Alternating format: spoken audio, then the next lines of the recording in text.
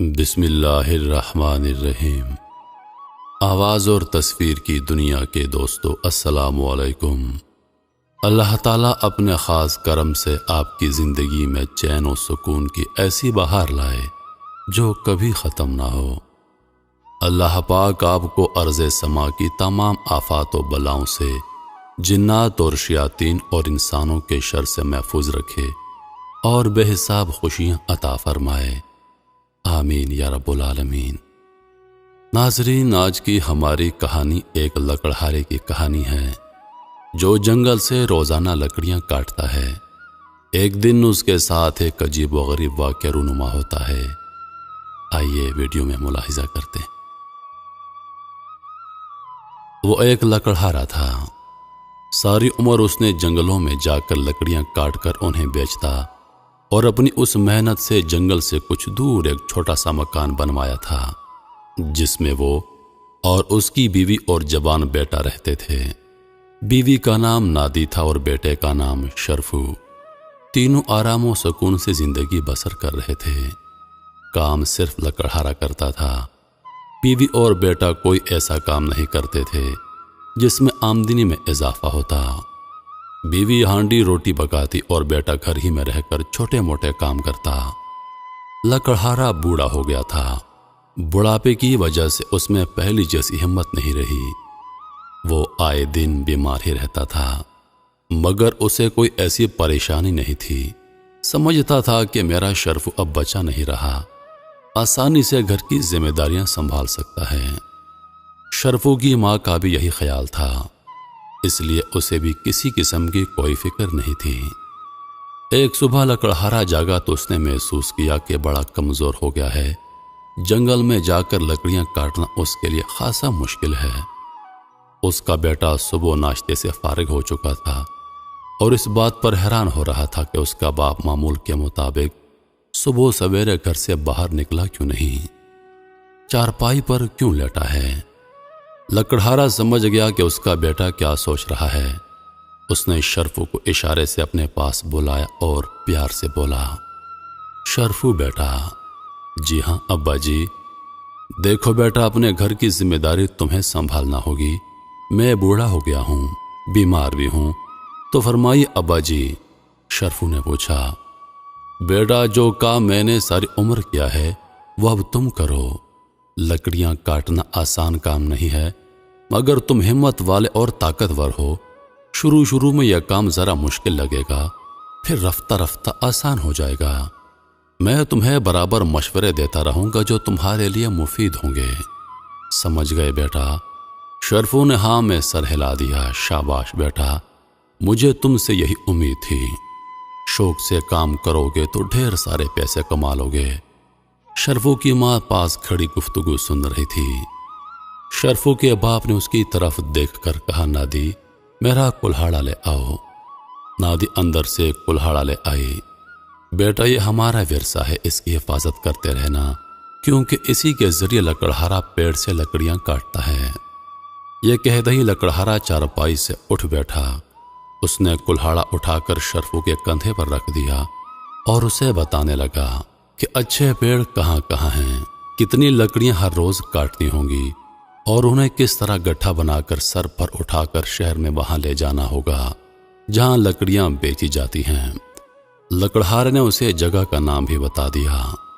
شرفو بڑے شوق سے باپ کی باتیں سن رہا تھا۔ اس کا یہ شوق دیکھ کر اس کے ماں باپ دونوں بہت خوش تھے۔ جب لکڑہارے نے وہ سب کچھ بتا دیا جو وہ اپنے بیٹے کو بتانا چاہتا تھا تو کہنے لگا، لو شرفو، آج سے تم اپنا کام شروع کر دو۔ شرفو کی ماں نے بیٹے کو ڈھیروں دعائیں دیں اور شرفو کلہاڑا کاندھے سے لگائے اپنے گھر سے نکل گیا۔ جنگل کا راستہ وہ اچھی طرح جانتا تھا۔ ابھی سورج طلوع نہیں ہوا تھا کہ وہ باپ کی بتائی ہوئی جگہ پر پہنچ گیا۔ 20 پیڑ تھوڑے تھوڑے فاصلے پر ایک قطار میں کھڑے تھے۔ اس کے باپ نے بتایا تھا کہ پہلے پیڑ کی شاخیں جھکی ہوئی ہیں، ان شاخوں کو کاٹنا آسان ہے، پہلے یہی شاخیں کاٹنا۔ وہ ایک لمبی جھکی شاخ کو کاٹنے کی کوشش کر رہا تھا کہ اچانک اس کی نظر شاخ کے اس مقام پر پڑی جہاں سے یہ پیڑ سے پھوٹی تھی۔ اس نے دیکھا کہ وہاں چڑیوں نے ایک گھونسلہ بنا رکھا ہے۔ اس نے 2-3 بچے اس گھونسلے میں دیکھ لیے تھے۔ یہ گھونسلہ دیکھ کر فوراً اس کے ذہن میں سوال اٹھا، میں نے یہ شاخ کاٹی تو کیا گھونسلہ تباہ نہیں ہو جائے گا؟ اس نے اپنے سوال کا خود جواب دیا، بالکل تباہ ہو جائے گا، اور وہ بچے جو اس گھونسلے میں پرورش پا رہے ہیں نیچے گر کر مر جائیں گے، اور ان کے ماں باپ کو بڑا دکھ ہوگا۔ اس نے کلہڑا اس شاخ کو کاٹنے کے لیے اٹھایا ہی تھا کہ یکایک اس کا ہاتھ رک گیا۔ وہ آہستہ سے بولا، نہیں نہیں، میں یہ ظلم نہیں کر سکتا، اور وہ اس پیڑ کے سائے میں بیٹھ گیا۔ کئی باتیں اس کے ذہن میں آ گئیں۔ میرے باپ نے لکڑیاں کاٹنے کے لیے بھیجا ہے، اس کا حکم مانتا ہوں تو وہ خوش ہوگا، میں لکڑیاں بیچ کر پیسے کما لوں گا، لیکن یہ ان چڑیوں پر بہت ظلم ہوگا جنہوں نے یہاں پر گھونسلہ بنا رکھا ہے۔ وہ سوچتا رہا کہ ماں باپ کا حکم مانے یا ان بیچاری چڑیوں کے گھونسلے کو سلامت رکھے۔ اس کی نظر بار بار گھونسلے پر جم جاتی تھی۔ آخر وہ اٹھ بیٹھا اور پکے ارادے کے ساتھ واپس گھر روانہ ہو گیا۔ اس کا باپ گھر کے باہر چارپائی پر لیٹا اس کا انتظار کر رہا تھا۔ شرفو کو دیکھا تو بولا، شرفو بیٹا جلدی آ گئے ہو، بڑی جلدی لکڑیاں بک گئیں۔ نہیں ابا جان، کیا بات ہے؟ ابا جان، میں پیڑ پر کلہڑا نہیں چلا سکا۔ کیوں؟ لکڑہارا حیران ہو کر بولا۔ شرفو نے جو کچھ دیکھا تھا وہ باپ کو بتا دیا، اور اس سے پہلے کہ اس کا باپ کچھ کہتا اس کی ماں نے کہا، بیٹا اگر اس پیڑ پر چڑیوں نے گھونسلہ بنا رکھا تھا تو اسے چھوڑ کر دوسرے پیڑ کی شاخیں کاٹ لیتے۔ شرفو نے جواب دیا، اماں وہاں بھی پرندوں نے گھونسلہ بنا رکھا تھا، میں کیسے کاٹتا اسے؟ لکڑہارا اپنے بیٹی کی بات سن کر بہت خفا ہو گیا اور غصے سے کہنے لگا، آؤ احمق، لکڑہارا یہ نہیں دیکھتا کہ پیڑ پر پرندوں کا گھونسلہ ہے یا نہیں، اسے لکڑیاں کاٹ کر بیچنی ہوتی ہیں۔ تم نے بڑی احمقانہ حرکت کی ہے، میں نہیں سمجھتا تھا کہ تم اتنے پاگل ہو گئے۔ لکڑہارا غصے میں جانے نہ جانے کیا کہہ دیتا کہ اس کی بیوی نے سرگوشی میں سمجھایا، آخر بچہ ہے اور کچھ نہ کہو، 2-3 دن ٹھہر جاؤ، اپنی ذمہ داری سنبھالے گا۔ 2-3 دن بیت گئے تو پھر باپ نے بیٹے کو ایک اور مقام کا پتہ بتایا اور تاکید کی کہ خبردار پیڑ پر ضرب لگانے سے پہلے اوپر مت دیکھنا۔ شرفو نے عہد کر لیا کہ وہ پہلے کی طرح اوپر نہیں دیکھے گا اور باپ کے بتائے ہوئے مقام پر چلا گیا۔ اسے اپنا وعدہ یاد تھا، چنانچہ پہلے پیڑ کے پاس پہنچ کر اس نے اوپر نہ دیکھا۔ وہ نیچے دیکھتے ہوئے کلہڑا مارنے لگا کہ اس کی نظر پیڑ کے نیچے اس جنگلی پھل پر پڑی جسے بعض لوگ ہانڈی میں پکا کر کھاتے ہیں۔ ایک سوال ذہن میں اوپر آیا، اس پیڑ پر یہ پھل لگتا ہے، میں اسے کیوں نقصان پہنچاؤں؟ کیا اس کی شاخیں کاٹنے سے اس پھل کا کچھ حصہ ضائع نہیں ہو جائے گا؟ کیا یہ ان لوگوں کے ساتھ زیادتی نہیں ہوگی جو اسے ہانڈی میں پکا کر کھاتے ہیں؟ وہ دیر تک اس پیڑ کے نیچے بیٹھا رہا اور سوچتا رہا۔ اس روز جب تک لکڑہارے نے اپنے بیٹے کو دیر سے آتے دیکھا تو اسے یقین ہو گیا کہ اب ضرور لکڑیاں بیچ کر پیسے لایا ہوگا۔ وہ خوش ہو کر بولا، آج میرا بیٹا کافی پیسے لے کر آیا ہے۔ کیوں نہ شرفو؟ نہیں ابا جان، میں کوئی پیسہ نہیں لایا۔ پھر اس نے باپ کو پیڑ نہ کاٹنے کی وجہ بتا دی۔ بیٹے کی بات سنتے ہی لکڑہارے کے تن بدن میں آگ لگ گئی۔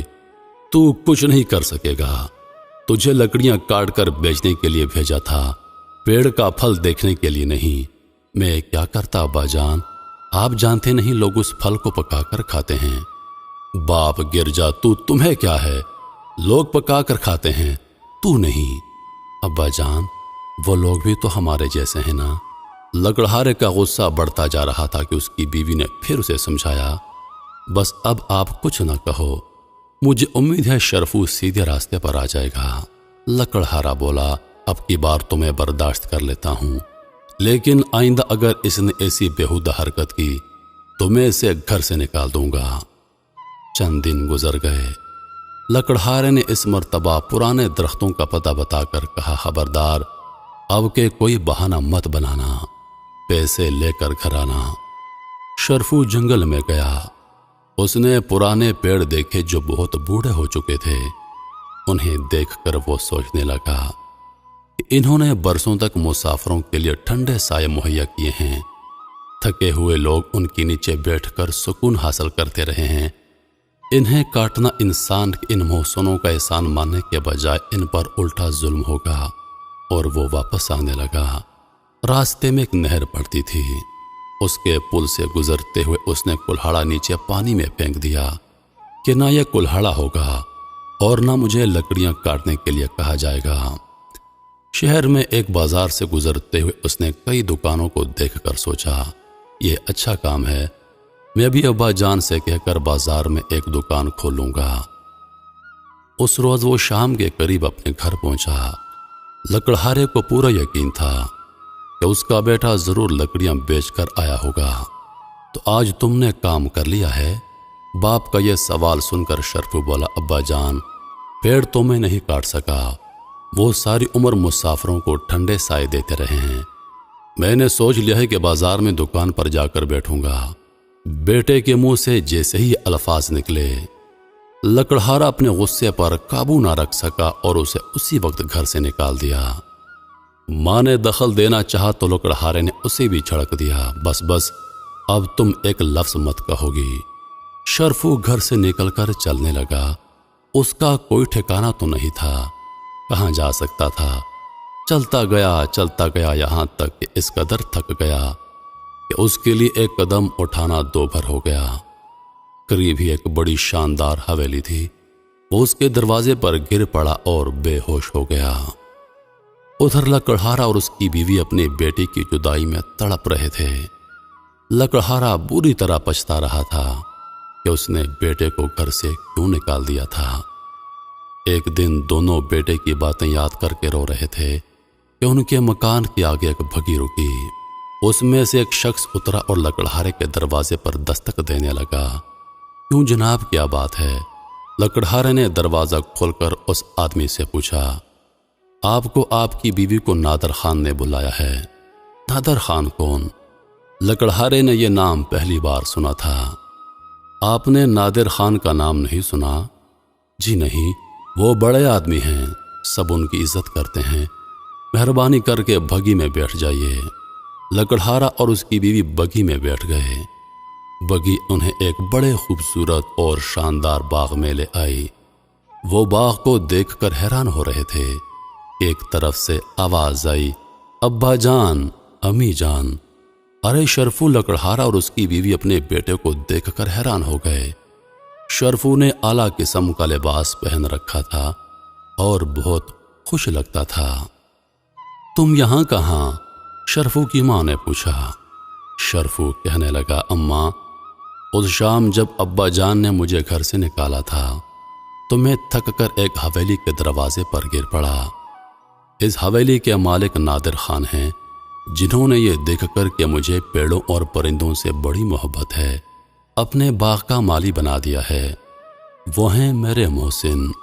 نادر خان قریب آ گئے اور کہنے لگے، واقعی شرفو کی اس بات نے مجھے بہت متاثر کیا تھا کہ اسے پیڑوں کا بڑا خیال ہے، پیڑوں سے محبت کرتا ہے۔